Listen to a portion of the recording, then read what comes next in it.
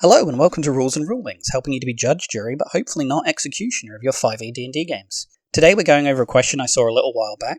We're discussing Banishment and Plane Shift. The question itself: what happens when you banish a fiend and they plane shift back into the fight? You're concentrating on a spell that sent them to another plane, so what happens when you drop concentration?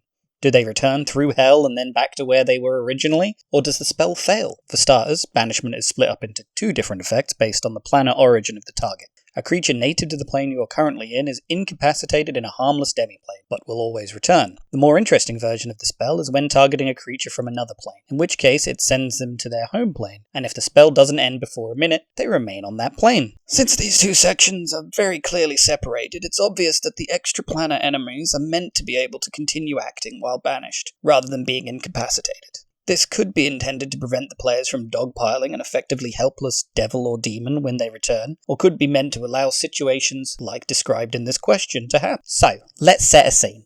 The heroes are in a battle with a scary fiend who's just come through a teleportation circle, and their significantly less scary minions. The cleric raises their holy symbol of lovely goodness and banishes the fiend. Banishment is an abjuration spell, so let's assume it works on the principle of somehow pushing the fiend into another plane. The fiend is pushed into your setting-appropriate underworld and held there by the cleric's concentration. Let's say that the minute time limit is how long it takes for the metaphorical hole between the planes to close up or something, stranding them there. Now we can look at what happens when the fiend plane shifts. Mechanically, we don't know. There doesn't seem to be any hard rule that spells end when their effects do, killing the beasts summoned by conjure animals, burning away all the vines created by entangle. From a practical standpoint, we sometimes say the spells end at that point and may even let the caster know by virtue of their concentration ending. So if a spell ends when its effect ends, then a fiend leaving the plane it was banished to would automatically end the banishment spell. But if you picture the banishment spell as some sort of arm or tether, then perhaps it does follow alongside the plane shift. Maybe when you end the spell it bounces them across the planes and dumps them back where they were.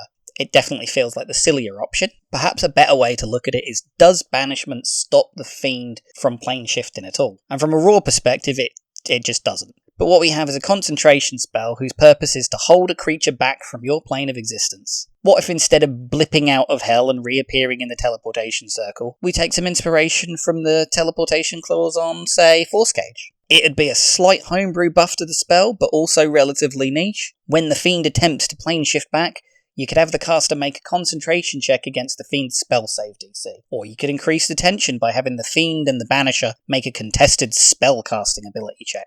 Well, this sounds like one of those edge cases where no matter how you rule, you're going to be making your own judgment call and possibly establishing either house rules or homebrew to support you. Let me know how you would rule it. And if you think I missed anything important, let me know. See you next time.